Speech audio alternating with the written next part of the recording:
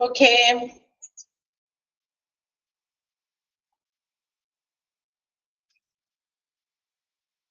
Almost നമ്മുടെ chapters ഒക്കെ തീർന്നുകൊണ്ടിരിക്കുകയാണ് അല്ലേ?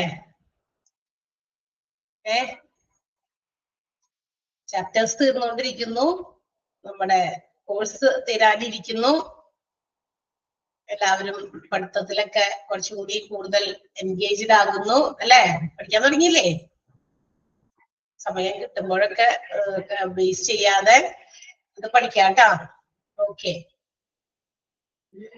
യെസ്. അപ്പൊ നമ്മൾ എവിടെയാണ് നിർത്തിയത്? തേർഡ് പാർട്ടി അഡ്മിനിസ്ട്രേറ്റേഴ്സ് എന്ന് പറയുന്ന ഭാഗം കഴിഞ്ഞോ?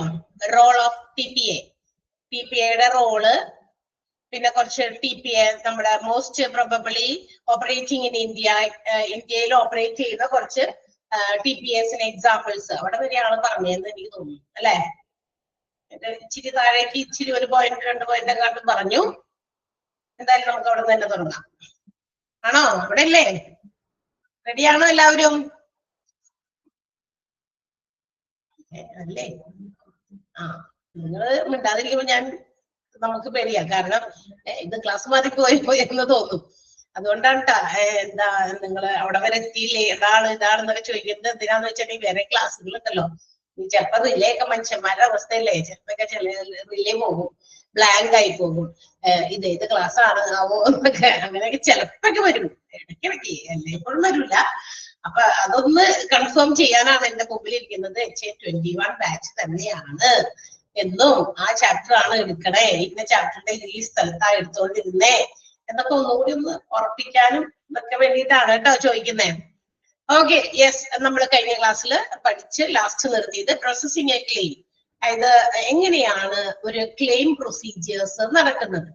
അതായത് whenever any accident or disease or any injury happens to a particular insured person, what are the procedures or how can we claim? എങ്ങനെയാണ് ആ ക്ലെയിമിങ് നടത്തുക? നമുക്കിപ്പോ എന്തെങ്കിലും രോഗം വന്നു, ഹോസ്പിറ്റലൈസ്ഡ് ആയി, നമ്മൾ ഏതെങ്കിലും ഹെൽത്ത് ഇൻഷുറൻസ് എടുത്തിരിക്കുന്ന ഇൻഷുർഡ് ആണെങ്കിൽ അവർ എന്തൊക്കെയാണ് ചെയ്യേണ്ടത്? ആ ക്ലെയിമിങ്ങിന്റെ പ്രൊസീജിയേഴ്സ് ഓരോ സ്റ്റേജസ് ആയിട്ട്, ഒരു സ്റ്റെപ്പ് ബൈ സ്റ്റെപ്പ് ആയിട്ട് നമുക്കിവിടെ തന്നിരുന്നു.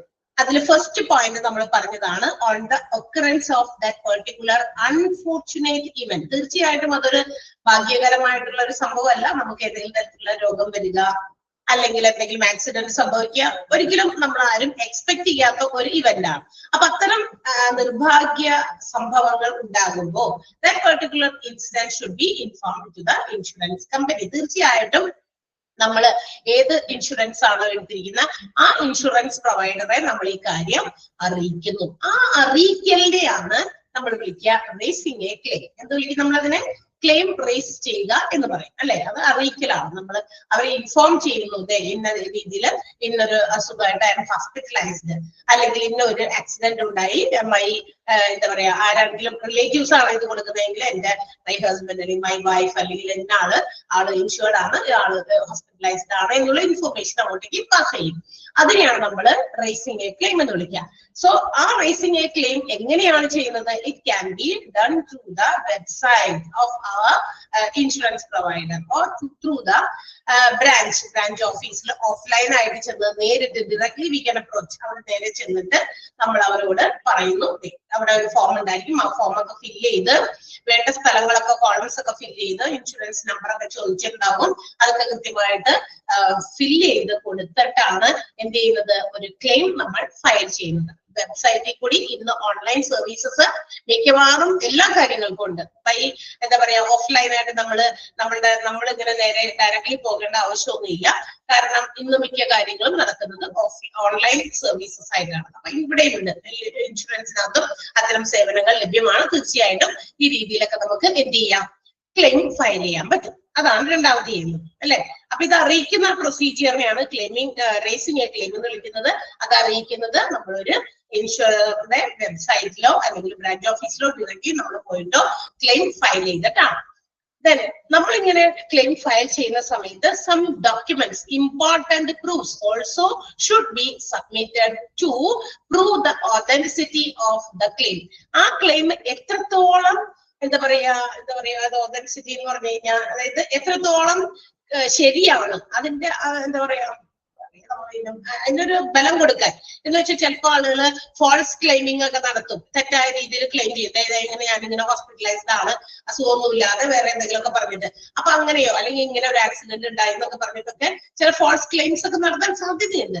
അപ്പൊ അത്തരം സാധ്യതകളെ പ്രോബബിലിറ്റീസിനെ കുറയ്ക്കാൻ വേണ്ടിയിട്ട് ചെയ്യുന്ന ഒരു പ്രൊസീജിയർ ആണ്. ഇതിനെ നമുക്ക് പ്രൂഫായിട്ട് ഇതിന് തെളിവായിട്ട് ഇന്ന ഇൻസിഡന്റ് ഉണ്ടായി, ഇന്നൊരു ആക്സിഡന്റ് ഉണ്ടായി, ഇന്ന അസുഖമായിട്ട് എന്നൊക്കെ പറഞ്ഞ് ഹോസ്പിറ്റലൈസ്ഡ് ആകുന്നതിൻ്റെതായിട്ടുള്ള ചില തെളിവുകൾ അതിനു വേണ്ടിയിട്ടുള്ള ഡോക്യുമെന്റ്സും ഇതിന്റെ കൂടെ സബ്മിറ്റ് ചെയ്തിരിക്കണം ഈ ക്ലെയിം ഫയൽ ചെയ്യുന്ന സമയത്ത്. ക്ലിയർ ആയോ? Third point, documents that can support the authenticity of the claim should also be submitted. ഈ ക്ലെയിമിന്റെ കൃത്യത ഒന്നുകൂടി ഉറപ്പിക്കാൻ വേണ്ടിയിട്ടുള്ള ഡോക്യുമെന്റുകളും അതിനോടൊപ്പം തന്നെ സബ്മിറ്റ് ചെയ്തിരിക്കണം. അത് ഇമ്പോർട്ടന്റ് തിങ് ആണ്. ഓക്കെ, ഇനി അപ്പൊ എന്ത് ചെയ്യും? നമ്മുടെ ഇൻഷുറൻസ് പ്രൊവൈഡർ ക്ലെയിമും അതുപോലെ തന്നെ അതിന്റെ കൂടെ സബ്മിറ്റ് ചെയ്തിരിക്കുന്ന നമ്മുടെ ഡോക്യുമെന്റുകളൊക്കെ ഇവാലുവേറ്റ് ചെയ്യും. വാലിഡിറ്റി എങ്ങനെയാണ്, ശരിയാണോ? അപ്പൊ ചിലപ്പോ ചില ആൾക്കാർ ഇൻഷുറൻസിന്റെ കാലാവധി കഴിഞ്ഞു പോയിട്ടുണ്ടാകും. അപ്പൊ ചിലപ്പോൾ നമ്മൾ റിന്യൂ ചെയ്യണം. ഒരു ഇൻഷുറൻസിന്റെ ആ ഒരു ടൈം എക്സ്പയർ ചെയ്ത് കഴിഞ്ഞാൽ ഇറ്റ് ഷുഡ് ബി റിന്യൂഡ്. അത് നമുക്ക് ആവശ്യമുണ്ടെങ്കിൽ നമ്മൾ റിന്യൂ ചെയ്യണം. വർഷം റിന്യൂ ചെയ്യുന്നതാകാം, 5 വർഷം കൂടുമ്പോൾ renew ചെയ്യുന്നതാകാം, whatever it may be. അപ്പൊ ഏത് രീതിയിലാണ് ആ ഒരു എക്സ്പയറി ഡേറ്റിന് ശേഷം നമ്മൾ അത് റിന്യൂ ചെയ്യണം. പക്ഷെ ചിലർ അത് ചെയ്തിട്ടുണ്ടാവില്ല. വാലിഡിറ്റി തീർന്നത് പോയിട്ടുണ്ടാവും. അപ്പൊ എത്രത്തോളം വാലിഡ് ആണ് നമ്മൾ ചെയ്തിരിക്കുന്ന ക്ലെയിമെന്നും അതോടൊപ്പം തന്നെ അതിന്റെ ക്ലെയിമിങ്ങിന്റെ ഡോക്യുമെന്റും എല്ലാം തന്നെ കൃത്യമായിട്ട് വെരിഫൈ ചെയ്യും, അസസ് ചെയ്യും, അല്ലെ, ഇവാലുവേറ്റ് ചെയ്യും. തീർച്ചയായിട്ടും ഒത്തൊന്നും നോക്കാണ്ടൊന്നും ഒരു കാര്യങ്ങൾ ചെയ്യാൻ പറ്റില്ല. പല ഫോൾസ് ആയിട്ടുള്ള ചീറ്റിംഗ് ആയിട്ടുള്ള ക്ലെയിമുകളൊക്കെ ഇവരുടെ കൈകളിൽ വരുന്നുണ്ടായിരിക്കും. അല്ലാണ്ട് ഇങ്ങനെ ഒരു ക്ലെയിം ചെയ്യുമ്പോൾ വേറെ എന്തെങ്കിലും അയ്യോ ഞങ്ങൾ നോക്കാണ്ട് വേഗം തന്നെ അതിന്റെ ബാക്കി പ്രൊസീജിയേഴ്സ് കമ്പനി ചെയ്യോ? തീർച്ചയായിട്ടും ചെയ്യില്ല. അവർ അവരുടെ ഡോക്യുമെന്റ്സുകളും ഈ ഫയൽ ചെയ്തിരിക്കുന്ന ക്ലെയിമുകളും കൃത്യമായിട്ട് പരിശോധിച്ച് വാലിഡേറ്റ് ചെയ്തിട്ട് അതിന്റെ ഇവാലുവേഷന്റെ ബേസിസിലായിരിക്കും ബാക്കി പ്രൊസീജിയേഴ്സ് മുന്നോട്ട് കൊണ്ടുപോകുക. മനസ്സിലായോ? നാലാമത്തെ point, insurance provider reviews the claim review ചെയ്യുന്നു, അതിന്റെ വാലിഡിറ്റി ഒക്കെ ഇവാലുവേറ്റ് ചെയ്യുന്നു. ക്ലിയർ? നാലാമത്തെ പോയിന്റ് ക്ലിയർ ആയോ? യെസ്. Then അതിനുശേഷം എന്താ ചെയ്യാ?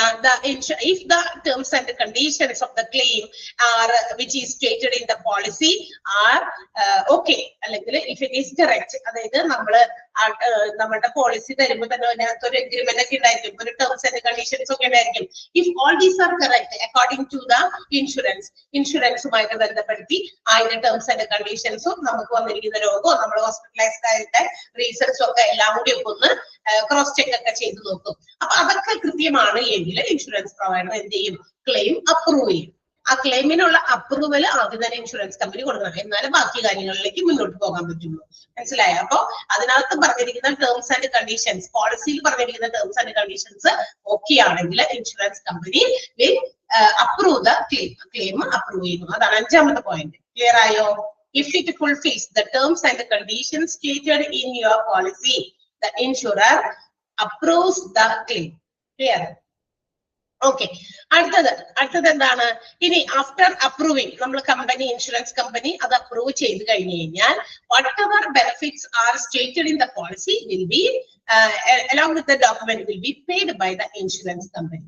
അപ്പൊ നമ്മളുടെ ഈ ടേംസ് ആൻഡ് കണ്ടീഷൻസ് എല്ലാം ഫുൾഫിൽ ചെയ്തിരിക്കുന്നു, അതിന്റെ കാര്യങ്ങളൊക്കെ ഇൻഷുറൻസിൽ പറഞ്ഞിരിക്കുന്ന കാര്യങ്ങളൊക്കെ ഓക്കെ ആണ് എങ്കിൽ അതിൽ എന്തൊക്കെ ബെനിഫിറ്റ് നമുക്ക് കിട്ടുമെന്ന് കമ്പനി നമുക്ക് വേണ്ടി എഗ്രിമെന്റ് ചെയ്തിട്ടുണ്ടോ, അപ്രൂവൽ കിട്ടിക്കഴിഞ്ഞാൽ അതിനകത്തുള്ള എല്ലാ ബെനിഫിറ്റുകളും കൊടുക്കാൻ ഇൻഷുറൻസ് കമ്പനി ബാധ്യസ്ഥരാണ്. അല്ലെങ്കിൽ എന്തായാലും എന്തൊക്കെ ബെനിഫിറ്റ് പ്രൊവൈഡ് ചെയ്യാൻ പറഞ്ഞോ അതെല്ലാം നമുക്ക് ചെയ്ത് കിട്ടുന്നതായിരിക്കും. അതിന് ഇൻഷുറൻസ് ഇപ്പൊ നമ്മുടെ ലൈഫ് ഇൻഷുറൻസ് ആക്കിയാണെങ്കിൽ ഇപ്പൊ ഒരാള് എന്താ പറയാ ഒറ്റ എമൗണ്ട് ആയിട്ട് ഫുൾ എമൗണ്ട് ലംസം എമൗണ്ട് ഒക്കെ ആയിട്ടായിരിക്കും ലൈഫ് ഇൻഷുറൻസിലൊക്കെ കൊടുക്കുക. അതായത് LIC ഒക്കെ കംപ്ലീറ്റ് ചെയ്യുക, ഒന്നുമില്ലെങ്കിൽ മെച്യൂരിറ്റി ആകണം, അതല്ലെങ്കിൽ death of that particular insured life insurance അങ്ങനെയാണല്ലോ.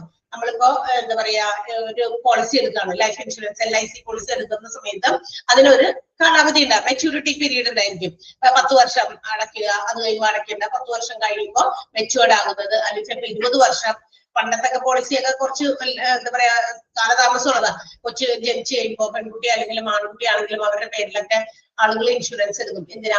ഒന്നില്ലെങ്കിൽ അവരുടെ ഹയർ സ്റ്റഡീസിന്, അല്ലെങ്കിൽ കുട്ടികളെ കല്യാണം കഴിച്ച് പെൺകുട്ടികളൊക്കെ ആകുമ്പോൾ കല്യാണത്തിനൊക്കെ വേണ്ടിയിട്ട്. പണ്ടൊക്കെ അങ്ങനെയൊക്കെ ഒരു പോളിസീസ് ഒക്കെ ആളുകൾ എടുത്തിരുന്നു. ഇന്ന് കല്യാണം എന്നുള്ളതിനേക്കാൾ കുറച്ചുകൂടി കൂടുതൽ ഇമ്പോർട്ടൻസ് ആളുകൾ കൊടുക്കുന്നത് കുട്ടികളുടെ ഹയർ സ്റ്റഡീസിനാണ്. കാരണം it might require huge amounts. നമുക്കറിയാം ഇന്നത്തെ കാലത്ത് എന്തെങ്കിലുമൊക്കെ കുട്ടികൾ ഇഷ്ടപ്പെടുന്ന രീതിയിലുള്ള, അവർക്ക് താല്പര്യമുള്ള വിഷയങ്ങളോ മേഖലകളോ പഠിക്കണമെങ്കിൽ തീർച്ചയായിട്ടും വലിയ വലിയ ഡെപ്പോസിറ്റ്സും ഇൻവെസ്റ്റ്മെന്റ്സും ഒക്കെ നടത്തേണ്ടി വരും. അപ്പൊ അതിനൊക്കെ എല്ലാ ഫാമിലീസിനും അവരുടെ എന്താ പറയാ മന്ത്ലി ഇൻകം അല്ലെങ്കിൽ അവരുടെ വീടിന്റെ പ്രോപ്പർട്ടീസ് ഒക്കെ ചിലപ്പോൾ അതിന് സഫീഷ്യന്റ് ആയിരുന്നു വരില്ല. അപ്പൊ അങ്ങനെയുള്ളവര് എന്ത് ചെയ്യും, നേരത്തെ തന്നെ തുടങ്ങി ഒരു ചെറിയ ഇൻവെസ്റ്റ്മെന്റ് ഇങ്ങനെയൊക്കെ നടത്തും. അപ്പൊ ലൈഫ് ഇൻഷുറൻസ് പോലെയുള്ള ഇൻഷുറൻസ് ഒക്കെയാണ് അതിന് ഹെൽപ്പ് ചെയ്യുക. സോ മെച്യൂരിറ്റി പീരീഡ് ആകുമ്പോൾ നമുക്ക് സം അഷ്വേർഡ്, എത്ര രൂപയാണ് അവര് അഷ്വർ ചെയ്തിരിക്കുന്ന എമൗണ്ട് ആ ഒരു പീരീഡ് കഴിയുമ്പോൾ നമുക്കത് കിട്ടും. അതല്ല അതിനു മുമ്പ് ഇഫ് സംതിങ് ഹാപ്പൻസ്, അപ്പൊ ആൾക്ക് എന്തെങ്കിലും തരത്തിലുള്ള എന്താ പറയുക മരണമൊക്കെ സംഭവിക്കുകയാണെങ്കിൽ ആ സമയത്ത് കിട്ടും. ഏതാണോ ആദ്യം നടക്കുന്നത് അപ്പോഴാണ് അത് കിട്ടുക. അപ്പൊ അതൊരു ലംസം എമൗണ്ട് ആയിരിക്കും എന്ത് കിട്ടുക, LIC-യിൽ കിട്ടുക. ആ ഒരു മണി അങ്ങനെ കൊടുക്കുന്ന ആ ഒരു എമൗണ്ടിനെ പറയുന്ന പേരാണ് പേ ഔട്ട് എന്ന് വിളിക്കും. Payout means the sum of money given to the policy holder when a claim is accepted. ഒരു ക്ലെയിം ചോദിച്ചു കഴിയുമ്പോൾ ആ ക്ലെയിമിന് ഉള്ള പൈസ തുക ഒരുമിച്ച് കൊടുക്കുകയാണെങ്കിൽ അങ്ങനെ നൽകപ്പെടുന്ന എമൗണ്ടിനെ വിളിക്കുന്ന പേര്, അതായത് കൊടുത്തു തീർക്കുക, അത് തന്നെയാണ് പേ ഔട്ട് എന്ന് പറഞ്ഞു കഴിഞ്ഞാൽ. മനസ്സിലായോ? അത് പറഞ്ഞിരിക്കുന്ന എല്ലാ ബെനിഫിറ്റ്സും പേ ചെയ്യുക, അത് നമ്മൾ വിളിക്കുന്ന പേര് പേ ഔട്ട് എന്നാണ്. ക്ലിയർ ആയോ? മനസ്സിലായോ? 6th point. അപ്പൊ നിങ്ങൾ ഈ ഒരു സെന്റൻസ് ഒന്ന് അണ്ടർലൈൻ ചെയ്യണം കേട്ടോ. For life insurance claims your beneficiary receives the payout. Life ഇൻഷുറൻസിൽ ആണെങ്കിൽ അതിന്റെ ബെനിഫിഷ്യറി, അതിന്റെ എന്താ പറയാ അവകാശിയൊക്കെ ഉണ്ടാവുമല്ലോ, അവകാശിക്ക് അതിന്റെ പേയ്മെന്റ് കിട്ടും. ആൾക്ക് തന്നെ മെച്യൂരിറ്റി ആയിട്ട് കിട്ടുകയാണെങ്കിൽ ആൾക്ക് തന്നെ കൊടുക്കും. അതല്ല ആളുടെ മരണത്തിലാണ് കിട്ടുന്നതെങ്കിൽ അതിന്റെ ബെനിഫിഷ്യറി ആരാണോ ആൾക്കാർക്കും കിട്ടുക. അതിന്റെ കൂടെ തന്നെ അതിന്റെ തൊട്ടടുത്ത സെന്റൻസ് കൂടി അണ്ടർലൈൻ ചെയ്യാം. A pay out means a sum of money given to a policy holder when a claim is accepted.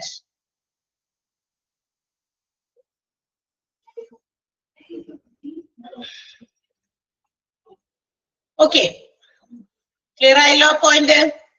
ആ പോയിന്റ് ഒന്ന് അണ്ടർലൈൻ ചെയ്യണേ. ഇനി അപ്പൊ നമ്മൾ നേരത്തെ പറഞ്ഞു എന്താ പറയാ പേയ്മെന്റ് കൊടുക്കും, അല്ലെ ചിലപ്പോ പേയ്മെന്റ് കൊടുക്കുന്നത് ലംസം എമൗണ്ട് ആയിട്ടായിരിക്കാം, പേ ഔട്ട് നടത്തുന്നത് ഫുൾ എമൗണ്ട് ഒറ്റ തുകയായിട്ട് ഇങ്ങനെ ഒരുമിച്ച്.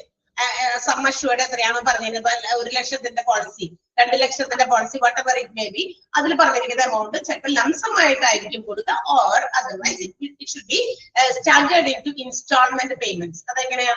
ഇങ്ങനെ പല പല ഗഡുക്കളായിട്ടായിരിക്കും. It will be depend upon the terms and the conditions of the policy. ആ പോളിസിയുടെ ടേംസ് ആൻഡ് കണ്ടീഷൻസ് എങ്ങനെയാണോ ലംസമായിട്ട് കൊടുക്കാന്നാണ് അതിനകത്ത് എഗ്രിമെന്റിൽ പറഞ്ഞിരിക്കുന്നതെങ്കിൽ should be paid like that, അങ്ങനെ കൊടുക്കുന്നു. അതല്ല ഇൻസ്റ്റാൾമെന്റ്സ് ഇത്ര ഗഡുക്കളായിട്ട് കൊടുക്കാമെന്നാണോ പറഞ്ഞിരിക്കുന്നത് ടേംസ് ആൻഡ് കണ്ടീഷൻസിൽ, അങ്ങനെയായിരിക്കും കൊടുക്കുക. വാട്ടെവർ ഇറ്റ് മേ ബി, അത് ആ രീതിയിൽ അവര് കൊടുത്തു തീർക്കും. മനസ്സിലായോ? ഇൻഷുറർ തീർച്ചയായിട്ടും അത് നൽകാനായിട്ട് തയ്യാറാകണം.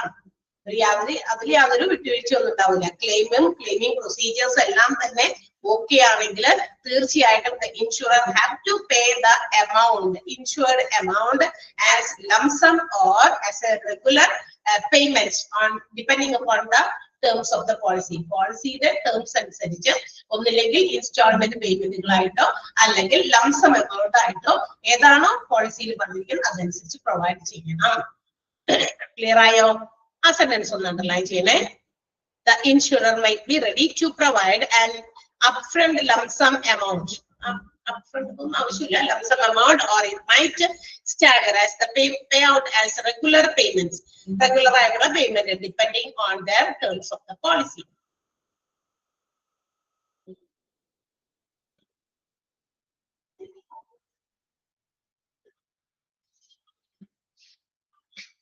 Clear ആയോ? ഒന്ന് വായിച്ചു നോക്കിയ പോയിന്റ്, അവിടെ വരെ ഒന്ന് വായിച്ചു നോക്കിയ അത്രയും പോയിന്റ്. നമ്മളിപ്പോ 7 പോയിന്റ് പറഞ്ഞു, ആ 7 പോയിന്റ് ഒന്ന് വായിച്ചു നോക്കാമോ?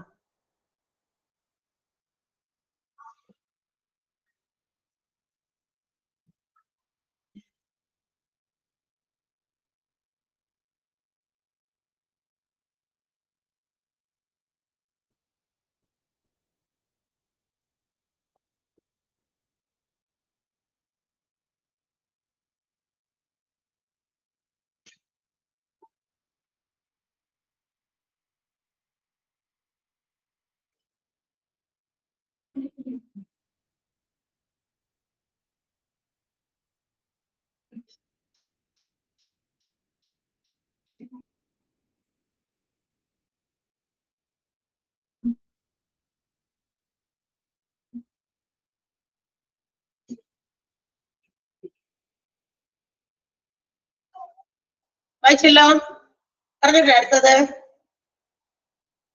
രണ്ട് കാര്യങ്ങൾ നമ്മൾ അണ്ടർലൈൻ ചെയ്തിട്ടുണ്ട്, പേ ഔട്ടിന്റെ അവിടെയുള്ള സെന്റൻസും തൊട്ടടുത്ത പോയിന്റും. Okay, yes. അടുത്തത് സി, അപ്പോ എന്താ പറയാ, തീർച്ചയായിട്ടും while the claim is going to be settled, the insured എന്ത് ചെയ്യുന്നു, ഇൻഷുർഡിന് ആളുടെ പൈസ എന്തായാലും കിട്ടും. അതായത് നമുക്കറിയാം ഓരോ ക്ലെയിമുകൾ സെറ്റിൽ ചെയ്യുന്നതിന്റെ ബേസിസിൽ തന്നെയായിരിക്കും എല്ലാവർക്കും അതിനകത്ത് പറഞ്ഞിരിക്കുന്ന കൃത്യ എമൗണ്ട് കിട്ടുന്നില്ല.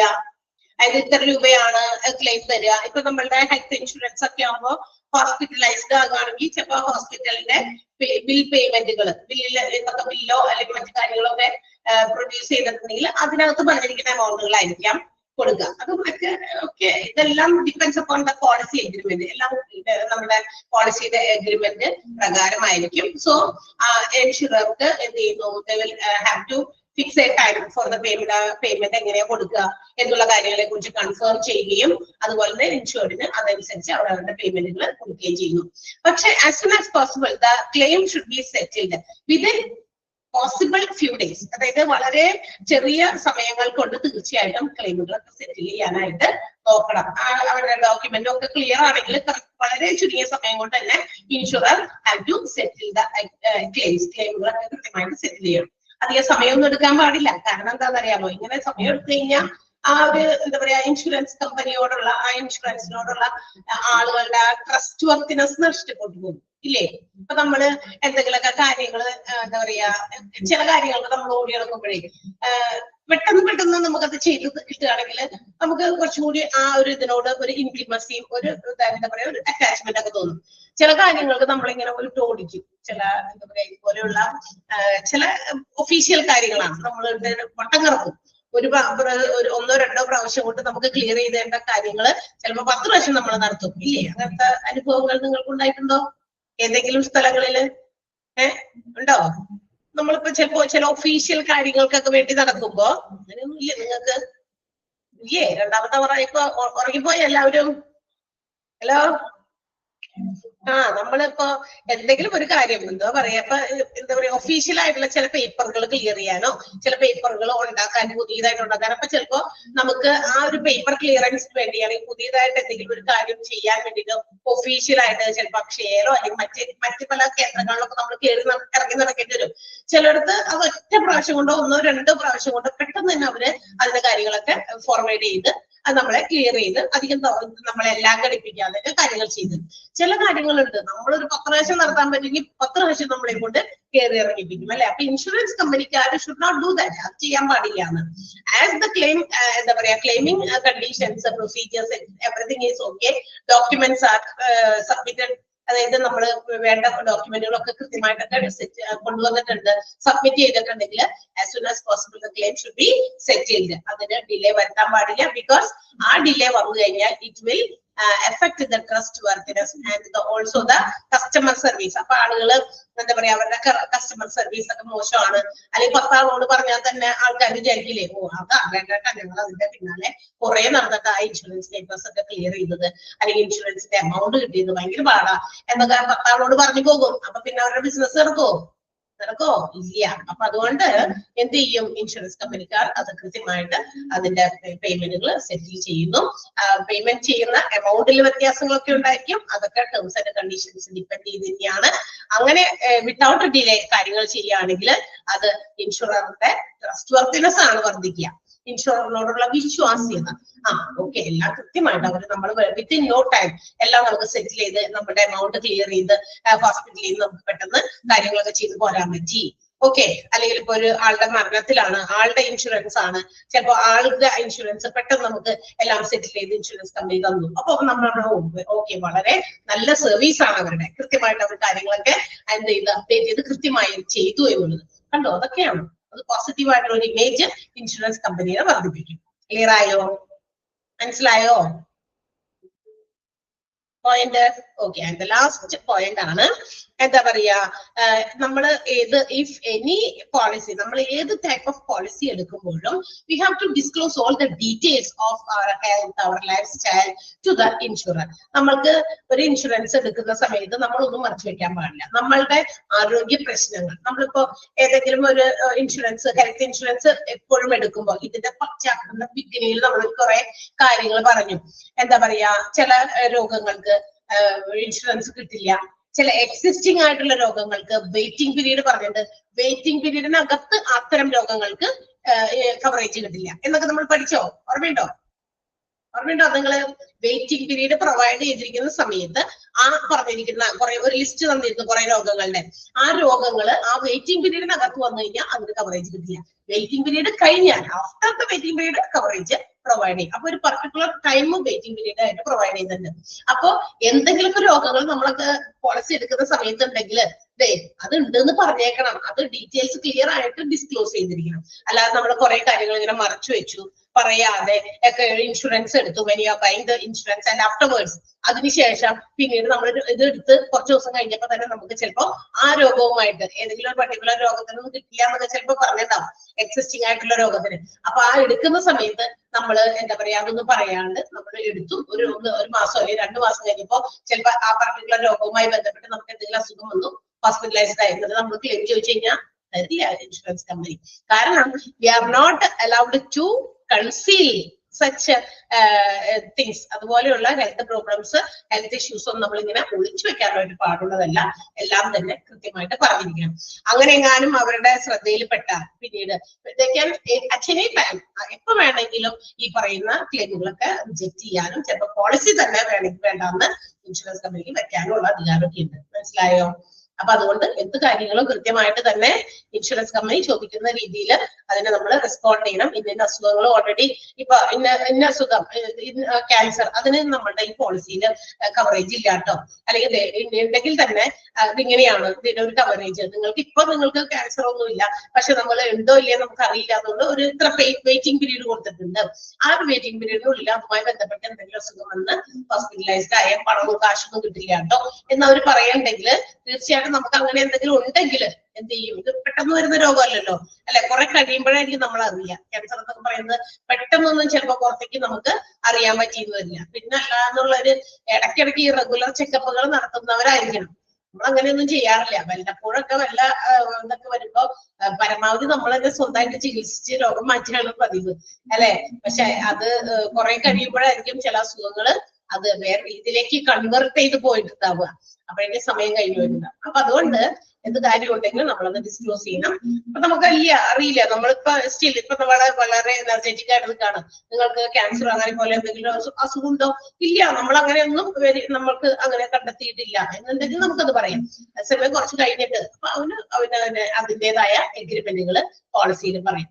സോ നമ്മളൊന്നും മറച്ചു വെച്ചിട്ട് ചെയ്യാൻ പാടില്ല എന്നാണ് പറഞ്ഞിരിക്കുന്നത്. ക്ലിയർ ആയോ? മനസ്സിലായോ? അപ്പൊ ലാസ്റ്റ് സെന്റൻസ് ഒന്ന് അണ്ടർലൈൻ ചെയ്യുക. Insurer can reject claims on your policy if you conceal or mistake any fact. ഒളിച്ചു വെക്കുക, എന്തെങ്കിലും വാസ്തവം ഒളിച്ചു വെക്കുക, അല്ലെങ്കിൽ അവരെ തെറ്റിദ്ധരിപ്പിച്ചുകൊണ്ട് എന്തെങ്കിലും പോളിസി ഒക്കെ എടുക്കുകയാണെങ്കിൽ ഏത് സമയം വേണമെങ്കിലും ഇൻഷുറർക്ക് അത് റിജക്ട് ചെയ്യാനുള്ള അധികാരം ഉണ്ടെന്നാണ് പറഞ്ഞിരിക്കുന്നത്. ഓക്കെ അല്ലേ? ക്ലിയർ അല്ലേ? ഓക്കെ, ഒന്ന് വായിച്ചു നോക്കാമോ ആ 2 പോയിന്റ് കൂടി?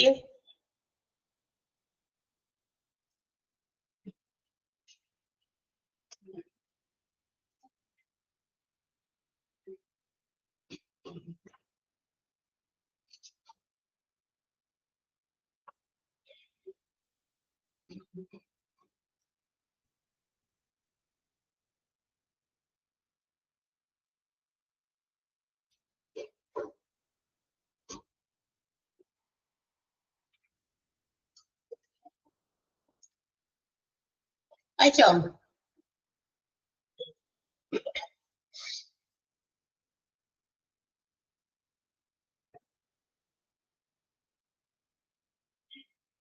ശരിയല്ലോ? ഓക്കെ, ചാപ്റ്റർ നമ്മളുടെ ഇപ്പൊ തന്നെ തീരും. ഇപ്പൊ തന്നെ തീർക്കണമെന്നൊന്നുമില്ല. ഞാൻ അടുത്ത ഒരു ഇതും കൂടി മാത്രമേ എടുക്കുന്നുള്ളൂ. ഒരു ഫ്ലോ ചാർട്ട് അവിടെ കൊടുത്തിട്ടുണ്ട്, അതുകൂടി നമ്മൾ എടുക്കും. പക്ഷെ അതിന് മുമ്പ് ഞാൻ ചോദിക്കട്ടെ, നമ്മുടെ ഈ ചാപ്റ്റേഴ്സിന്റെ ഒരു ഇൻഡെക്സ് അവിടെ കൊടുത്തിട്ടുണ്ട്. ജസ്റ്റ് ഒന്ന് ഒരു കൺഫേം ചെയ്യാനാണ് കേട്ടോ. മെഡിക്കൽ ഇൻഷുറൻസ് നമ്മളിപ്പോ എടുത്തുകൊണ്ടിരിക്കുന്ന ചാപ്റ്റർ ആണ്. ഇപ്പൊ തീരാൻ പോയിക്കൊണ്ടിരിക്കുകയാണ്.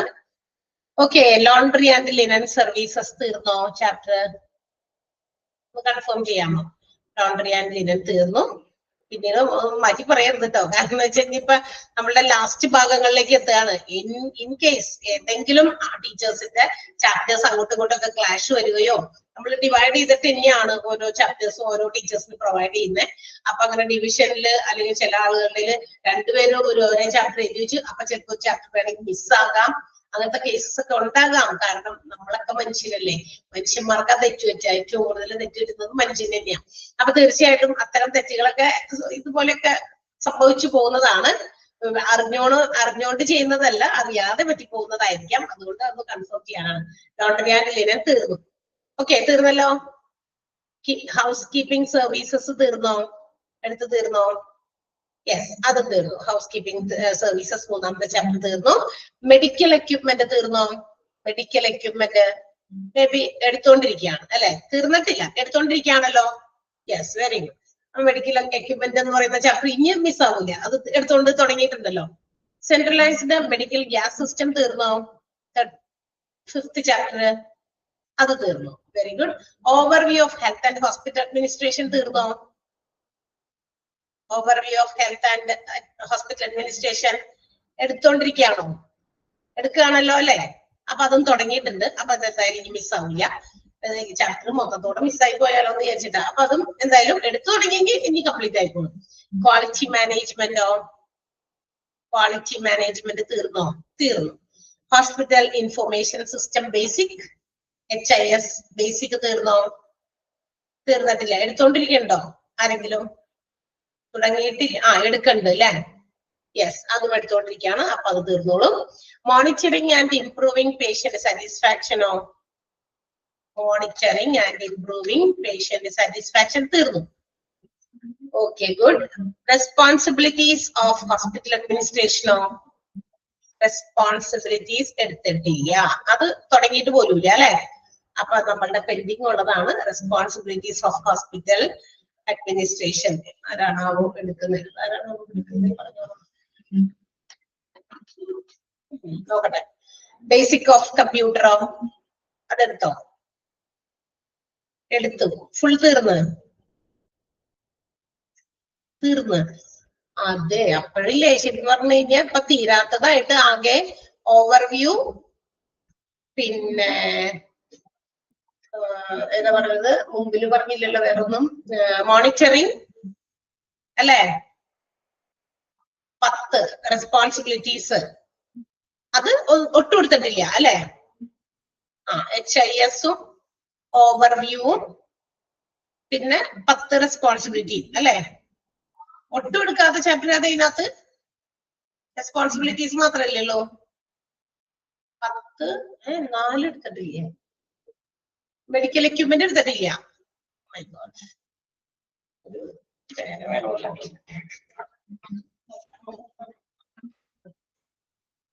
ഏത്? മെഡിക്കൽ എക്യുപ്മെന്റ് എടുത്തോണ്ടിരിക്കുകയാണല്ലോ. ഞാൻ ചോദിക്കുന്നത് എടുത്തോണ്ടിരിക്കുന്നത് പറയണ്ട.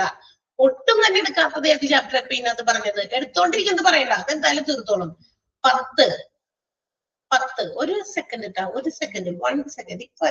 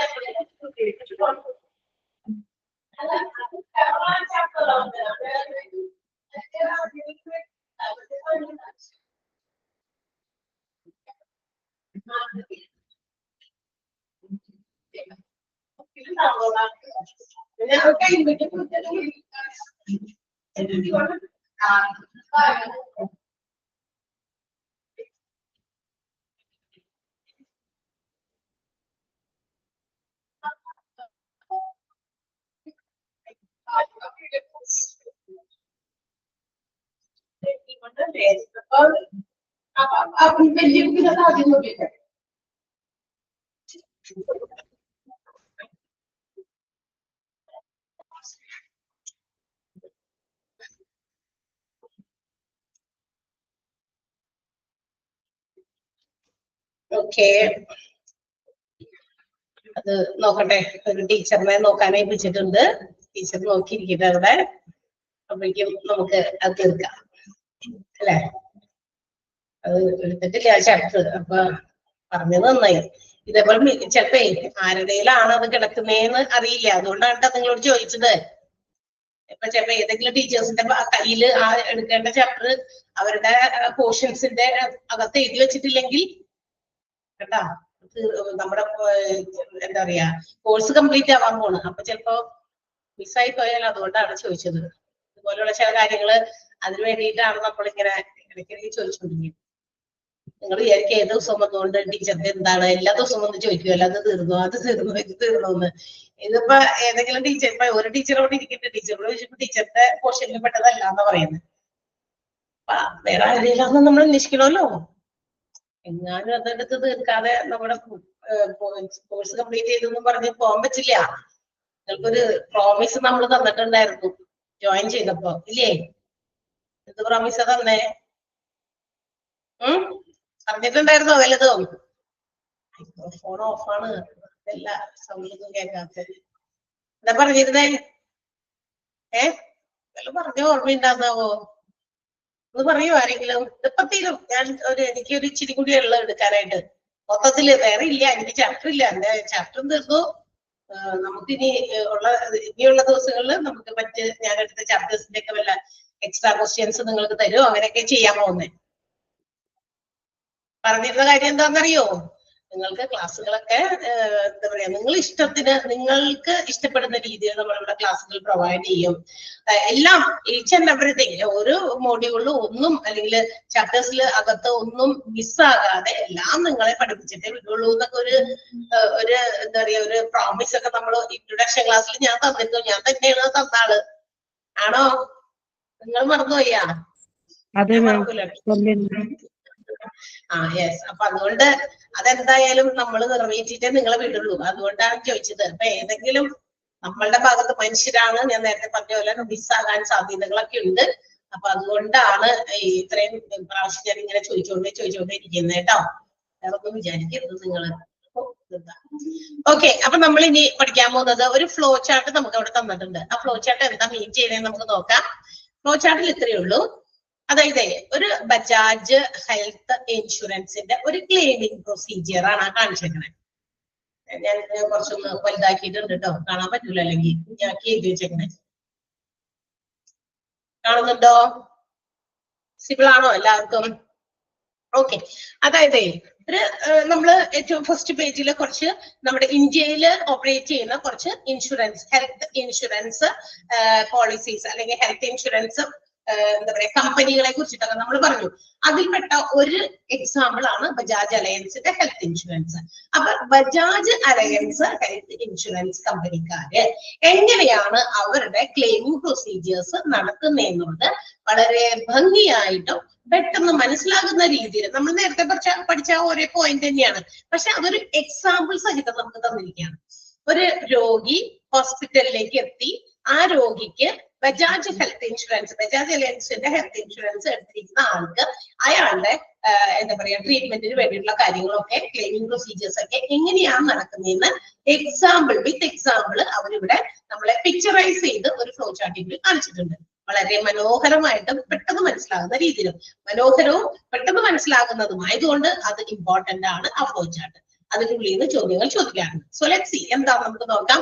ആദ്യമേ തന്നെ ഒരു പേഷ്യന്റ്, ഒരു customer approaches the network of hospital four cashless treatment. ഒരു രോഗി ഇൻഷുറൻസ് ഉള്ള ആളാണ്.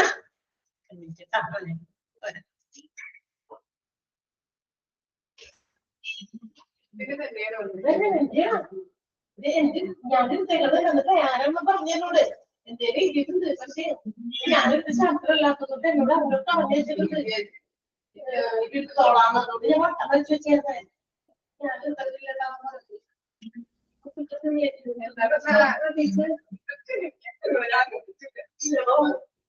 ശാസ്ത്രം ആരെങ്കിലും ഇരിപ്പുണ്ടാ നോക്കട്ടെ എന്താ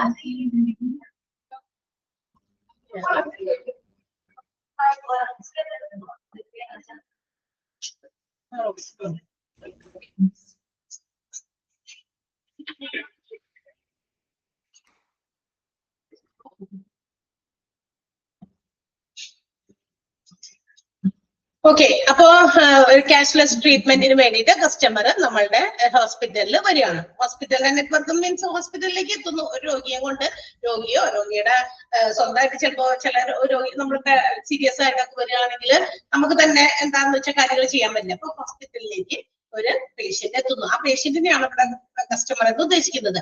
അപ്പൊ ഹോസ്പിറ്റലിലേക്ക് എത്താണ്. ഹോസ്പിറ്റലിലേക്ക് എത്തുന്ന പേഷ്യന്റ് ഹോസ്പിറ്റൽ എന്ത് ചെയ്യുന്നു? Verifies the customer details and also send pre authentication by fax. അതായത് ഹോസ്പിറ്റലിലേക്ക് ക്യാഷ്ലെസ് ട്രീറ്റ്മെന്റിന് വേണ്ടി വരണം എന്ന് വെച്ചാൽ കാശൊന്നും ആയിട്ടല്ല വന്നേക്കണം. കാരണം അവർക്കറിയാം അവരുടെ കയ്യിൽ ഇൻഷുറൻസ് ഉണ്ട്. അപ്പൊ ഇൻഷുറൻസിന്റെ തുക കിട്ടും എന്നുള്ള വിശ്വാസത്തിലാണ് എത്തുന്നത്. ഹോസ്പിറ്റൽസ് അതൊക്കെ വെരിഫൈ ചെയ്യുന്നു. കസ്റ്റമറിന്റെ ഡീറ്റെയിൽസ് ഒക്കെ നോക്കിയിട്ട് അതിന്റെ ഓതന്റിക്കേഷന് വേണ്ടി, ദാറ്റ് മീൻസ് അതിന്റെ അതായത് ക്യാഷ്ലെസ് ട്രീറ്റ്മെന്റ് മുന്നോട്ട് ക്യാരി ഓൺ ചെയ്യാനുള്ള ആ ഒരു കൺഫർമേഷൻ കിട്ടണം. എവിടെ നിന്ന് കിട്ടണം? ബജാജ് അലയൻസിൽ നിന്ന് കിട്ടണം അല്ലെ? ഇപ്പൊ ഹോസ്പിറ്റലിലേക്ക് വരുന്ന പേഷ്യന്റ് ഇൻഷുറൻസ് ഉള്ള പേഷ്യന്റ് ആണ്. തീർച്ചയായിട്ടും ഇൻഷുറൻസിന്റെ കാര്യങ്ങളൊക്കെ ചെക്ക് ചെയ്യുന്നു. നമ്പറും ഇൻഷുറൻസ് ഉണ്ട് എന്നുള്ളതൊക്കെ കൺഫേം ചെയ്തതിനു ശേഷം ഏത് ഇൻഷുറൻസ് ആണെന്ന് വെച്ചാൽ അവിടേക്ക് അവരത് ഫാക്സ് ആയിട്ട് സെൻഡ് ചെയ്ത് കൊടുക്കുന്നു. അപ്പൊ ബജാജ് അലയൻസിലേക്ക് ആ ഫാക്സ് ഇൻഫോർമേഷൻ കിട്ടുന്നു. ബജാജ് അലയൻസുകാരെന്ത് ചെയ്യുന്നു? ഈ പറയുന്ന കസ്റ്റമറുടെ കാര്യങ്ങളും അവരുടെ ഡീറ്റെയിൽസും ഒക്കെ കൃത്യമായിട്ട് വെരിഫൈ ചെയ്ത് സെൻഡ് റെസ്പോൺസ് ടു ദ ഹോസ്പിറ്റലിലേക്ക്, തിരിച്ച് ഒരു റെസ്പോൺസ് ഹോസ്പിറ്റലിലേക്ക് കൊടുക്കുന്നു. മനസ്സിലായോ? ഈ 3 കാര്യം മനസ്സിലായോ? പേഷ്യന്റ് ഹോസ്പിറ്റലിലേക്ക് ക്യാഷ്ലെസ് ട്രീറ്റ്മെന്റിന് വേണ്ടി എത്തുന്നു.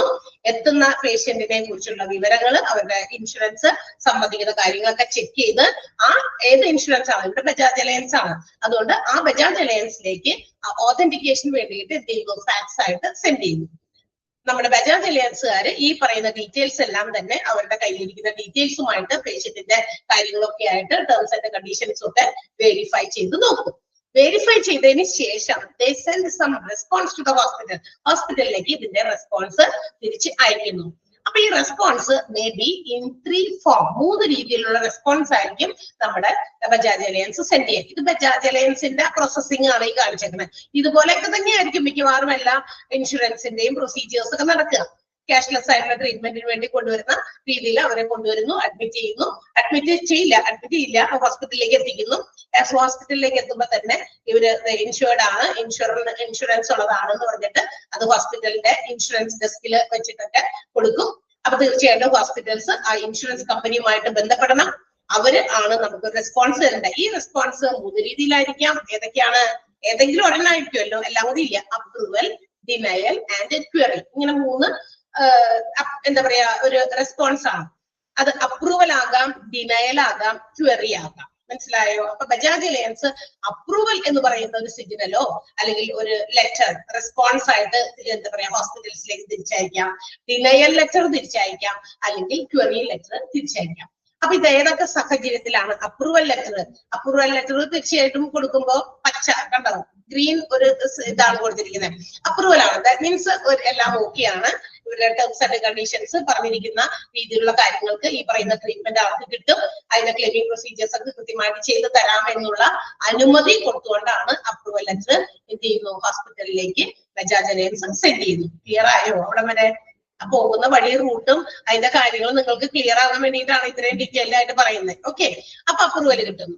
അതേസമയം സംടൈംസ് ചിലപ്പോ ഈ പറഞ്ഞിരിക്കുന്ന ക്ലെയിമിംഗ് കാര്യങ്ങളിൽ പറഞ്ഞിരിക്കുന്ന കാര്യങ്ങൾ ചിലപ്പോ ഓക്കെ അല്ലായിരിക്കാം. എന്ന് വെച്ചാൽ തെറ്റായ രീതിയിൽ ക്ലെയിം ചെയ്തതായിരിക്കാം പേഷ്യൻസ്. അല്ല, അല്ലെങ്കിൽ ഈ പറയുന്ന ടേംസ് ആൻഡ് കണ്ടീഷൻസിനൊന്നും എന്താ പറയാ പറഞ്ഞിരിക്കുന്നതുമായിട്ട് വെച്ച് നോക്കുമ്പോ ഒന്നും എന്താ പറയാ ഓക്കെ അല്ല, അതായത് കറക്റ്റ് അല്ല, ടേംസ് ആൻഡ് കണ്ടീഷൻസിനനുസരിച്ചിട്ടല്ല ഈ പറയുന്ന ഒരു ക്ലെയിമിംഗ് വന്നിരിക്കുന്നത്. In that case the Bajaj alliance can reject or deny എന്ത് ചെയ്യാം, ഈ പറയുന്ന ക്ലെയിമിങ് കൊടുക്കാൻ പറ്റില്ല എന്നുള്ള രീതിയിൽ ഡിനയൽ മീൻസ് എന്താ, ഡിനയൽ എന്ന് പറഞ്ഞാൽ എന്താ, നമ്മള് തള്ളിക്കളയുക, അതല്ല ഡിനയൽ ലെറ്റർ ആയിരിക്കും പ്രൊവൈഡ് ചെയ്യുക. അതേസമയം മൂന്നാമതൊരു ഓപ്ഷനും കൂടി ഉണ്ട്, റെസ്പോണ്ടിങ് രീതി ഉണ്ട്. എന്ന് വെച്ചിട്ടുണ്ടെങ്കിൽ ബജാജ് അലയൻസിന് ചിലപ്പോൾ ചില കാര്യങ്ങളൊക്കെ ഓക്കെയാണ്, പക്ഷെ ചില കാര്യങ്ങൾക്ക് ദേ ആർ നോട്ട് എന്താ പറയാ കൺഫേംഡ് അബൌട്ട് ദ ഡിസീസ്. ചിലപ്പോൾ രോഗങ്ങളെ കുറിച്ചോ അങ്ങനെ ചില സംശയങ്ങൾ ഉണ്ടാകാം. ഇത് കംപ്ലീറ്റ് ആയിട്ടില്ല, ഇവരുടെ ഈ ഒത്തു നോക്കി കഴിഞ്ഞപ്പോ ഈ പറഞ്ഞ ഡീറ്റെയിൽസ് ഏറെക്കുറെ ശരിയാണ്, പക്ഷെ ചില കാര്യങ്ങൾക്ക് ഇവർക്ക് ഡൗട്ട്സ്, കൺഫ്യൂഷൻസ് ഉണ്ടാകാം. സോ ആ കൺഫ്യൂഷൻസ് ഉള്ളത് കൊണ്ട് ഇയാളുടെ ചികിത്സ കാശ് കൊടുക്കുന്നതോ മറ്റു കാര്യങ്ങളൊന്നും ഡിനൈ ചെയ്യാൻ ഇൻഷുറൻസ് കമ്പനിക്ക് പറ്റില്ല. അതുകൊണ്ട് കുറച്ച് അന്വേഷണങ്ങൾ വേണ്ടിവരും. അതുകൊണ്ടാണ് ക്വറി എന്ന് പറയുന്ന ഒരു ലെറ്റർ ആയിരിക്കും ബജാജ് അലയൻസ് ഹോസ്പിറ്റലിലേക്ക് സബ്മിറ്റ് ചെയ്യുക. ദാറ്റ് മീൻസ് ക്വറി മീൻസ് അവർക്ക് അന്വേഷിക്കണം, ഇനി ചില കാര്യങ്ങൾ ഡീറ്റെയിൽസ് ആ പേഷ്യന്റിനെ കുറിച്ച് അറിയാനുണ്ട്. അപ്പൊ ഈ 3 രീതിയിലുള്ള റെസ്പോൺസ് ആണ് ബജാജ് അലയൻസ് പ്രൊവൈഡ് ചെയ്യുക. എല്ലാ റൂട്ടും ക്ലിയർ ആണെങ്കിൽ അപ്രൂവൽ ലെറ്റർ കൊടുക്കും. ഒട്ടും തന്നെ ക്ലിയർ ഇല്ല എന്ന് വെച്ചാൽ പല കാര്യങ്ങളും ഈ പറഞ്ഞിരിക്കുന്ന ടേംസ് ആൻഡ് കണ്ടീഷൻസിന്റെ അഗെയിൻസ്റ്റ് ആണെങ്കിൽ ഡിനയൽ ലെറ്റർ ആയിരിക്കും. കുറെ കാര്യങ്ങളൊക്കെ ശരിയാണ്, പക്ഷെ കുറെ കാര്യങ്ങൾ കൺഫ്യൂഷൻസ് കമ്പനിക്ക് ഉണ്ടെങ്കിൽ ക്വറി ലെറ്റർ ആയിരിക്കും പ്രൊവൈഡ് ചെയ്യുക. അവിടെ വരെ മനസ്സിലായോ? എല്ലാവർക്കും മനസ്സിലായല്ലോ? Okay. So if the approval letter is given or faxed to the hospital, approval letter ആണ് നമ്മുടെ ഇൻഷുറൻസ് കമ്പനി കൊടുക്കുന്നതെങ്കിൽ അപ്രൂവൽ ലെറ്റർ എന്ത് ചെയ്യുന്നു, ബജാജ് അലയൻസ് ഹോസ്പിറ്റലിലേക്ക് അയക്കുന്നു. അപ്രൂവൽ ലെറ്റർ കിട്ടിക്കഴിഞ്ഞാൽ സ്വാഭാവികമായിട്ടും ഹോസ്പിറ്റൽ എന്ത് ചെയ്യണം, have to start the cashless treatment. പേഷ്യന്റിനെ അഡ്മിറ്റ് ചെയ്യുന്നു, ക്യാഷ്ലെസ് ട്രീറ്റ്മെന്റ് അപ്പം അങ്ങോട്ട് ആരംഭിക്കുന്നു. എന്താ പറയാ, അവിടെ നിന്ന് ഒരു പച്ച സിഗ്നൽ കിട്ടാതെ തീർച്ചയായിട്ടും പേഷ്യന്റിനെ അഡ്മിറ്റ് ചെയ്യില്ല. അവിടെ ഒക്കെ ആയിരിക്കും വഴിയില് പതുക്കെ എന്ന് വെച്ചാൽ ഇൻഷുറൻസ് ഉള്ള ആളാണ് എന്നൊക്കെ പറഞ്ഞിട്ടൊന്നും കാര്യമില്ല. ഇൻഷുറൻസിന്റെ കാര്യങ്ങള് കൃത്യമാണ് എന്ന് ഈ പറയുന്ന ആ ഇൻഷുറൻസ് കമ്പനി ആരാണോ അവരവിടെ നിന്ന് ഒരു പച്ച സിഗ്നൽ കാണിച്ചാൽ മാത്രമാണ് നമ്മുടെ പേഷ്യന്റിനെ രോഗിയെ അവിടെ അഡ്മിറ്റ് ചെയ്യുന്നതും ക്യാഷ്ലെസ് ആയിട്ടുള്ള ട്രീറ്റ്മെന്റ് ആരംഭിക്കാനോ പറയ തുടങ്ങുള്ളൂ എന്ന്. മനസ്സിലായോ?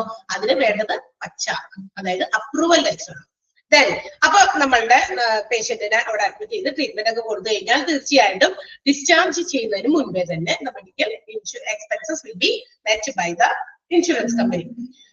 ഡിസ്ചാർജിന് മുമ്പ് ഇൻഷുറൻസ് കമ്പനി എന്ത് ചെയ്യുന്നു, അവരുടെ എക്സ്പെൻസുകൾ, മെഡിക്കൽ എക്സ്പെൻസുകളോ നോൺ മെഡിക്കൽ എക്സ്പെൻസോ അതിന് ബന്ധപ്പെട്ട ചെലവുകളോ എന്തൊക്കെയുണ്ടോ ടേംസ് ആൻഡ് കണ്ടീഷൻസ് അനുസരിച്ച് ഇന്ന കാര്യങ്ങൾക്ക് ഒക്കെ പേയ്മെന്റ് ഒക്കെ ഉണ്ടാവും. അത് നമ്മൾ കുറെ പഠിച്ചില്ല, എന്തൊക്കെ പേയ്മെന്റുകളാണ് മെഡിക്കൽ എക്സ്പെൻസ് ആണ് അവര് വഹിക്കുക എന്നൊക്കെ നമ്മൾ കുറെ പറഞ്ഞിട്ടുണ്ട്. എല്ലാം ഓരോ ഇൻഷുറൻസിന്റെയും എഗ്രിമെന്റും ടേംസും കണ്ടീഷൻസും പ്രകാരമായിരിക്കും എന്നുള്ള കാര്യത്തിൽ യാതൊരു സംശയമില്ല. അപ്പൊ തീർച്ചയായിട്ടും അതനുസരിച്ച് അവർക്ക് കൊടുക്കുന്നു. മനസ്സിലായോ? ആ ഭാഗം കൂടെ ക്ലിയർ ആയി. അവിടെ യാതൊരു തടസ്സങ്ങളില്ല, യാതൊരു തരത്തിലുള്ള കൺഫ്യൂഷൻസ് ഇല്ല.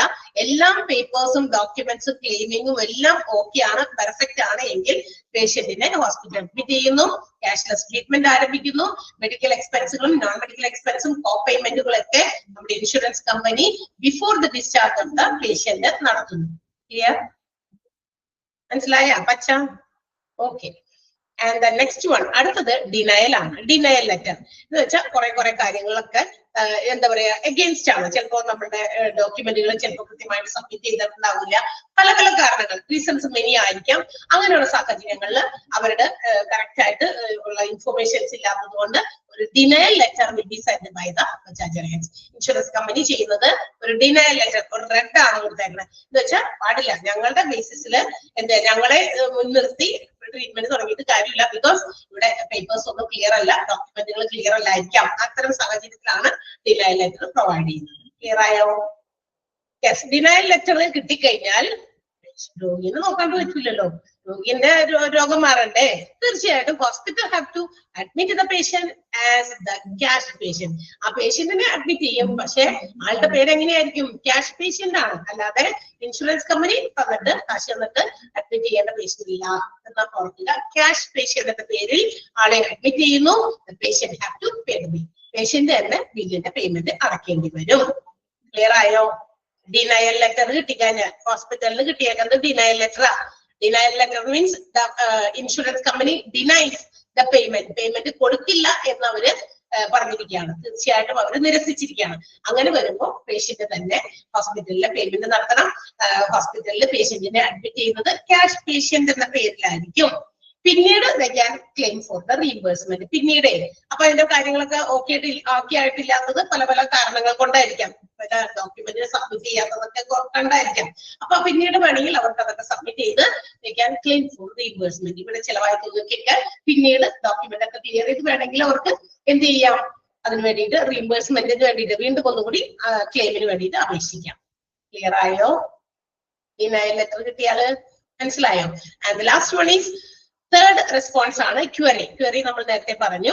ക്വറി എന്ന് പറയുന്ന ഒരു ലെറ്ററും ചില സംശയങ്ങൾ, ചില കൺഫ്യൂഷൻസ് ഒക്കെ നമ്മുടെ ബജാജ് അലയൻസിന് അല്ലെങ്കിൽ ഏത് ഇൻഷുറൻസ് കമ്പനിയാണ്, ഇത് ബജാജ് അലയൻസിന്റേതെന്നും പറഞ്ഞ് നമുക്കൊരു എക്സാമ്പിൾ തന്നെന്ന് മാത്രമേ ഉള്ളൂ കേട്ടോ. അങ്ങനെയാണെങ്കിൽ അത്തരം സാഹചര്യങ്ങളിൽ ക്വറി ലെറ്റർ ആയിരിക്കും നമുക്ക് എന്ത് ചെയ്യാം, ബജാജ് അലയൻസ് അല്ലെങ്കിൽ ആ ഇൻഷുറൻസ് കമ്പനി ഹോസ്പിറ്റലിലേക്ക് സെൻഡ് ചെയ്യാം. കണ്ട ആരന്മാർക്ക് പോയിക്കണോക്കെ ക്വറി ലെറ്റർ സെൻഡ് ചെയ്യുന്നു ബജാജ് അലയൻസ് ആണ്. ക്വറി ലെറ്റർ കിട്ടിക്കഴിഞ്ഞാൽ ഹോസ്പിറ്റൽസ് എന്ത് ചെയ്യുന്നു, ഇവരുടേതായ ചില സംശയങ്ങൾ, നമ്മുടെ ഇൻഷുറൻസ് കമ്പനിക്ക് ചില സംശയങ്ങളൊക്കെ ഉണ്ടായിരിക്കാം. അപ്പൊ ഡോക്ടേഴ്സിനോട് ചോദിക്കാം, ഡോക്ടേഴ്സ് അതനുസരിച്ച് റെസ്പോണ്ട് ചെയ്യുന്നു. ഇവർക്ക് എന്തെങ്കിലും അങ്ങോട്ടും ഇങ്ങോട്ടും അവർ തമ്മിലൊരു കമ്മ്യൂണിക്കേഷൻ, ആര് ഹോസ്പിറ്റലുകാരും ഇൻഷുറൻസ് കമ്പനിക്കാരും തമ്മിൽ ചില കാര്യങ്ങൾ ചോദിച്ചു മനസ്സിലാക്കാൻ വേണ്ടിയിട്ടാണ്. അതിനുശേഷം വീണ്ടും ആരോമാർക്ക് എങ്ങോട്ടേക്ക് തന്നെ പോയേക്കണേ, ബജാജ് അലയൻസിലേക്ക് നീണ്ട് ഇങ്ങനെ ഒരു റെക്ടാങ്കിൾ ഷേപ്പിലേക്ക് പോയിട്ടുണ്ട്. വീണ്ടും ആ ഡീറ്റെയിൽസ് ഒക്കെ ഒന്നുകൂടി പരിശോധിക്കുന്നു. പരിശോധിച്ചതിന് ശേഷം വീണ്ടും എന്താകാം, അപ്രൂവൽ ആകാം, ഡിനയൽ ആകാം. സംശയങ്ങൾ ഇനിയും തീർന്നിട്ടില്ലെങ്കിൽ എഗെയിൻ ക്വറിയിലേക്ക് തന്നെ പോകും. ഇപ്പൊ രണ്ടാമത്തെ സംശയമൊക്കെ ഉണ്ടായിരുന്നതൊക്കെ ചോദിച്ചു, ക്വറി ഒക്കെ നടത്തി, എന്താ പറയാ, ഹോസ്പിറ്റൽസിലേക്ക് വീണ്ടും ഫാക്സ് ചെയ്തൊക്കെ കൊടുത്തു. അവര് ചെക്ക് ചെയ്യുന്നു, ബജാജ് അലയൻസ് കൃത്യമായി ചെക്ക് ചെയ്താൽ അപ്പോ ക്ലിയർ ആയി, എല്ലാ കാര്യങ്ങളും വ്യക്തമായെങ്കിൽ അപ്രൂവൽ ലെറ്റർ കൊടുക്കാം. അത് സംശയമൊക്കെ ചോദിച്ചു, അതിന്റെ മറുപടികളൊക്കെ വന്നു കഴിഞ്ഞപ്പോ വീണ്ടും ഇതിന് എഗെയിൻസ്റ്റ് ആണ്, നമ്മുടെ ഇൻഷുറൻസിന്റെ എഗ്രിമെന്റിന് എഗെയിൻസ്റ്റ് ആണെങ്കിൽ ചിലപ്പോൾ ലെറ്റർ ആയിരിക്കും കൊടുക്കാം. ക്ലിയർ ആയോ? അപ്പൊ this is the way of making claiming procedures. നമ്മുടെ ബജാജ് അലയൻസ് ഹെൽത്ത് ഇൻഷുറൻസ് എന്ന് പറയുന്നവര് അവരുടെ ക്ലെയിമിംഗ് പ്രൊസീജിയർ എങ്ങനെയാണ് നടത്തുന്നതെന്ന് നമ്മളെ ഇവിടെ പിക്ചറൈസ് ചെയ്തൊരു ഫ്ലോ ചാർട്ട് ആയിട്ട് കാണിച്ചിരിക്കുകയാണ്. വളരെ ഭംഗിയായി മനസ്സിലായില്ലേ എല്ലാവർക്കും? മനസ്സിലായോ? ഓക്കെ. യെസ്. അപ്പൊ അതൊന്ന് ടിക്കറ്റ് വെച്ചാൽ ഇതിന്റെ ഉള്ളിൽ നിന്ന് ഇവിടെ നിന്നങ്ങാണ്ടൊക്കെ ചില ചോദ്യങ്ങളൊക്കെ വരുന്നുണ്ട്, അതുകൊണ്ടാണ് ചെറുതാക്കട്ടെ. ഓക്കെ, നമ്മൾ നേരത്തെ ചോദിച്ച കാര്യത്തിന് ഒരു ഉത്തരം ഇവിടെ വന്നിട്ടുണ്ട്. അത് ആരുടെയും പേരിൽ ഇല്ലാന്ന് തോന്നുന്നത്. ബിക്കോസ് ഇനി മറ്റുള്ളവരുടെ ചാപ്റ്റേഴ്സ് ഒക്കെ കുറച്ചൊക്കെ കൂടുതലുണ്ടെന്ന് തോന്നണം അല്ലേ? തീരാനില്ലേ? ഒന്ന് നോക്കട്ടെ. 10ാമത്തെ ചാപ്റ്റർ അല്ലേ നമ്മൾ പറഞ്ഞ? നോക്കട്ടെ, 10ാമത്തെ ചാപ്റ്റർ എവിടെ കിടക്കുന്നതാവും? പേജ് നമ്പർ അറിയോ? 10ാമത്തെ ചാപ്റ്ററിന്റെ പേജ് നമ്പർ പറയാമോ? അത് എടുക്കാനില്ലെങ്കിൽ നമ്മൾ തന്നെ എടുക്കാം. ചാപ്റ്റർ റെസ്പോൺസിബിലിറ്റീസ് 94 ഓ? എത്ര?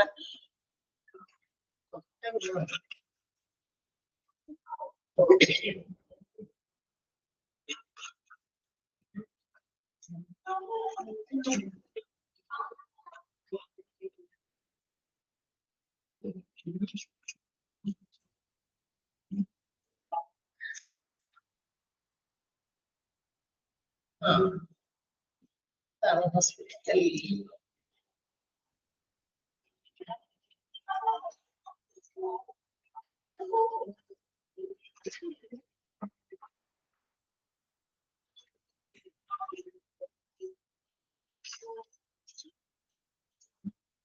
ഓക്കെ.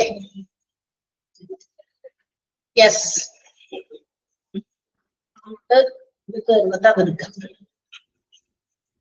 എടുക്കാം തോന്നുന്നു, എടുക്കാനായിട്ട്. ബാക്കി ടീച്ചേഴ്സിനെ കുറച്ചുണ്ടല്ലോ എടുക്കാനല്ലേ?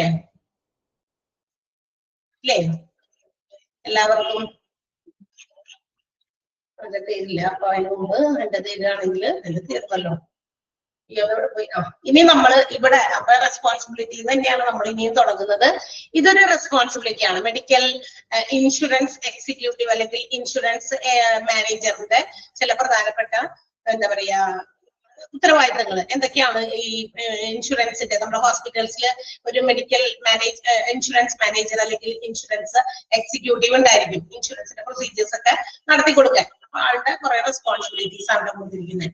നമ്മൾ ജസ്റ്റ് ഒന്ന് വായിച്ചു നോക്കിയാൽ മതി. 1, 2, 3 എണ്ണം ഞാൻ അണ്ടർലൈൻ ചെയ്തു തരും. അത് മാത്രം നിങ്ങളൊന്ന് നന്നായി പഠിച്ചു വെക്കാം. Okay, for supervising the insurance operations and designing. ഇൻഷുറൻസിന്റേതായ കാര്യങ്ങള് പ്രവർത്തനങ്ങളൊക്കെ എന്തൊക്കെയാണ് എന്ന് അന്വേഷിക്കുക, നോക്കുക, ഡിസൈൻ ചെയ്യുക. ഇൻഷുറൻസിന്റെ മാനേജർ അല്ലേ, അപ്പൊ തീർച്ചയായിട്ടും ഇൻഷുറൻസിന്റെ കാര്യങ്ങൾ, ഇൻഷുറൻസിന്റെ ഓരോ പ്രവർത്തനങ്ങളൊക്കെ കൃത്യമായിട്ട് ഡിസൈൻ ചെയ്യുന്നത് നമ്മുടെ ഇൻഷുറൻസിന്റെ മാനേജർ അല്ലെങ്കിൽ എക്സിക്യൂട്ടീവ് ആയിരിക്കും. പിന്നെ മാത്രമല്ല അവിടെയുള്ള ഹോസ്പിറ്റൽസിലെ സ്റ്റാഫുകൾക്ക് ചില ഇൻഷുറൻസുമായിട്ട് ബന്ധപ്പെട്ടിട്ടുള്ള ചില കാര്യങ്ങൾക്ക് ട്രെയിനിങ് ഒക്കെ കൊടുക്കേണ്ടി വരും. എല്ലാവർക്കും ചിലപ്പോ ഇൻഷുറൻസുമായിട്ട് ബന്ധപ്പെട്ട കാര്യങ്ങൾ എല്ലാവർക്കും അറിയണമെന്നില്ല. അപ്പൊ അതുമായി ബന്ധപ്പെട്ട സ്റ്റാഫുകൾക്ക് വേണ്ടത്ര ട്രെയിനിങ്, എങ്ങനെയൊക്കെയാ അവിടുത്തെ കാര്യങ്ങൾ നടത്തേണ്ടത്, ഇൻഷുറൻസ് ബന്ധപ്പെട്ട കാര്യങ്ങൾ, ഓൾ ദീസ് തിങ്സ്, ഇതിനുള്ള ട്രെയിനിങ് ഒക്കെ കൊടുക്കേണ്ടത് ഇൻഷുറൻസ് എക്സിക്യൂട്ടീവ് ഓർ മാനേജർ ആണ്. പിന്നെ അഡ്മിനിസ്ട്രേഷൻ ഓഫ് മെഡിക്കൽ സർവീസസ്, നമ്മുടെ ഹോസ്പിറ്റൽസിലെ ഇൻഷുറൻസുമായിട്ട് ബന്ധപ്പെട്ടുള്ള കാര്യങ്ങള്, അതിന്റെ സേവനങ്ങള്, ഇൻഷുറൻസ് കമ്പനിയുമായിട്ടൊക്കെ ഒത്തൊരുമിച്ച് പേഷ്യൻസിനെയും കസ്റ്റമേഴ്സിനെയും ഒക്കെ കൃത്യമായിട്ട് ഓപ്പറേറ്റ് ചെയ്ത് സഹകരിപ്പിച്ചൊക്കെ കൊണ്ടുപോകേണ്ടത് നമ്മുടെ ഇൻഷുറൻസ് എക്സിക്യൂട്ടീവ് തന്നെയാണ്. കാര്യങ്ങളൊക്കെ നോക്കി നടത്തുക, എല്ലാം കൂടി അത് തന്നെയാണ് ഇൻഷുറൻസിന്റേതായ എല്ലാ കാര്യവും നോക്കി നടത്തുക. പിന്നെ പേഷ്യന്റിന്റെ ഇൻഷുറൻസ് ക്ലെയിമുകളൊക്കെ നോക്കി നടത്തുക. പേഷ്യൻസിന്റെ ഇൻഷുറൻസിന് വേണ്ടിയിട്ട് ക്ലെയിം ചെയ്യുന്ന പേഷ്യൻസിനെയൊക്കെ നോക്കിയിട്ട് അവർക്ക് വേണ്ട ക്ലെയിമുകളൊക്കെ കൃത്യമായിട്ട് ഇൻഷുറൻസ് കമ്പനി ചെയ്തു കൊടുക്കുന്നുണ്ടോ അതൊക്കെ ഒന്ന് വാച്ച് ചെയ്യുക, സൂപ്പർവൈസ് ചെയ്യുക. Effective collaboration with insurance companies, insurance കമ്പനിയുമായിട്ട് നല്ല രീതിയിൽ കൊളാബറേറ്റ് ചെയ്ത് കാര്യങ്ങൾ കൊണ്ടുപോവുക. കാരണം ഇൻഷുറൻസ് എക്സിക്യൂട്ടീവ് ആണ് ഇൻഷുറൻസിന്റെ എല്ലാ കാര്യവും നടത്തുന്നത്. അപ്പൊ അവരാണ് നമ്മുടെ ഇൻഷുറൻസ് കമ്പനിയുമായിട്ട് ഒരു പ്രത്യേക കൊളാബറേഷൻ ഉണ്ടാകേണ്ടത്.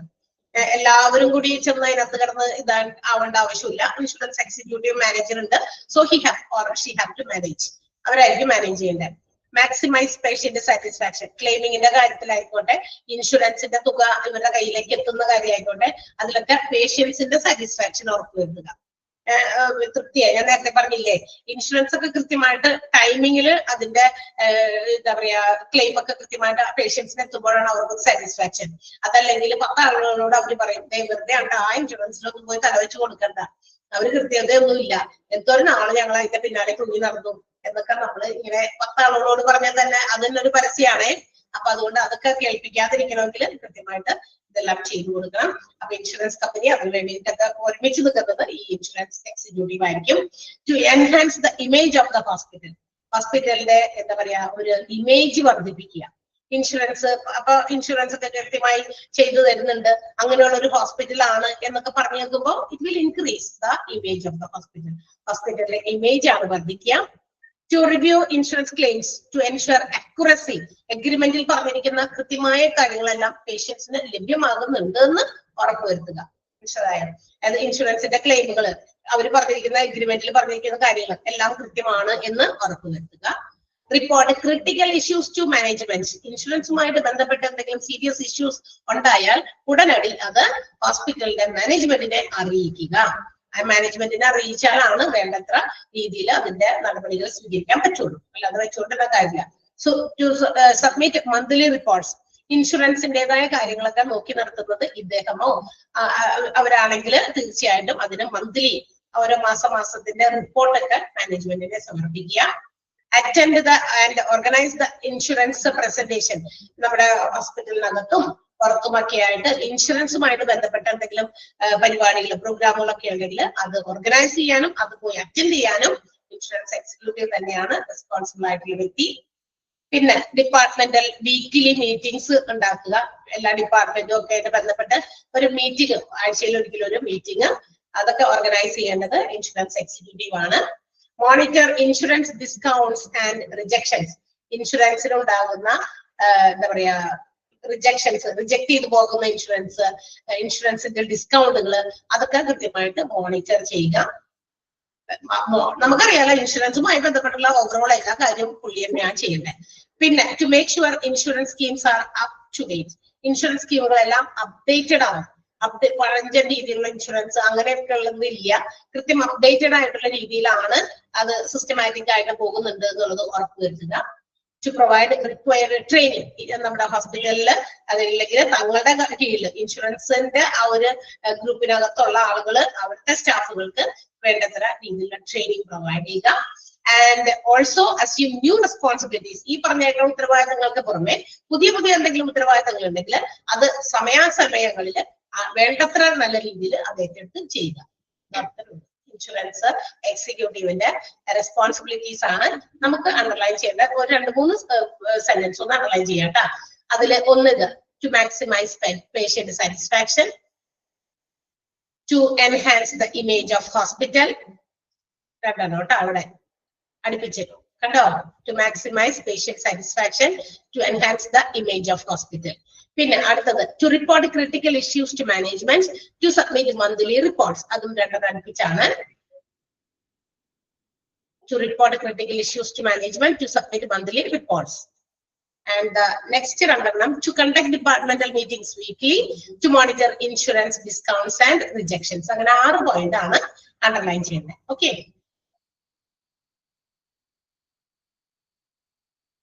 ഓക്കെ അല്ലേ? ഓക്കെ, അപ്പൊ നമ്മള് അടുത്ത ദിവസം നമ്മളുടെ റെസ്പോൺസിബിലിറ്റീസ് എന്ന് പറയുന്നത് കണ്ടോ. ഇപ്പൊ നമ്മൾ ചോദിച്ച് വന്നു കഴിഞ്ഞപ്പോ അവിടെ ആരുടെയും പേരിൽ ആ ഒരു ചാപ്റ്റർ അവിടെ കിടക്കണില്ല. സോ തിരുന്നത് എന്റേതായതുകൊണ്ട് ഏറ്റവും എന്റേതായതുകൊണ്ട് ഞാൻ തന്നെ എടുക്കാം. അടുത്ത ദിവസം നമ്മള് വെനസ്ഡേയില് നമ്മള് പുതിയ ചാപ്റ്റർ റെസ്പോൺസിബിലിറ്റീസ് തുടങ്ങും കേട്ടാ. ചോദിക്കട്ടെ, എക്സാമിന്റെ ഡേറ്റ് വന്നോ നിങ്ങൾക്ക്? വന്നിട്ടുണ്ടോ? എക്സാം ഡേറ്റ് വന്നിട്ടുണ്ടോ? യെസ്. എന്നാണ് എക്സാം ഡേറ്റ്? എന്നാ പറ. 23rd. ഏത് 23rd?